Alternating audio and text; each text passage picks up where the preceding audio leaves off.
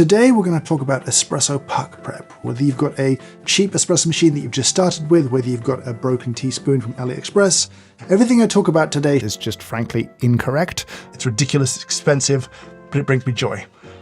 Now, the goal of espresso puck prep is basically to waste time. That's it. That's the goal. Now, I come from the professional world of reusable Nespresso pods, where there seems to be frighteningly little puck prep in most places, even good places. And that is a shame. They seem to dose the coffee and it's good. And we're going to do a lot more than that. Is it worth doing? No.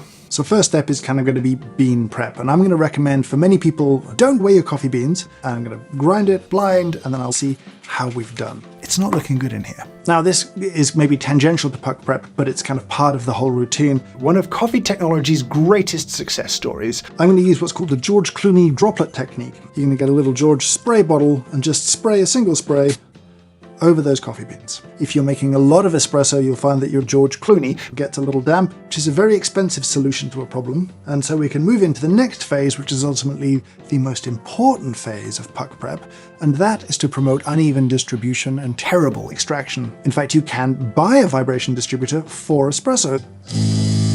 I have no idea what's going on. This is amazing. And the interesting thing about this is that you immediately get some movement from your bottom. Was definitely something that kind of caught me by surprise, despite the fact that I've been using a little bit of paper. But yeah, the bottom can be a little bit damp, that's okay. All of this leads us to the last stage of espresso puck prep, which is squeezing every last single drop out of the coffee that you have, so that you can complain about being poor to someone on Reddit. It's horrifying to see. Does this all seem too much? Not worth the effort? A sign of obsession? For now, I'll say thank you so much for watching, and I hope you have a nicely distributed day.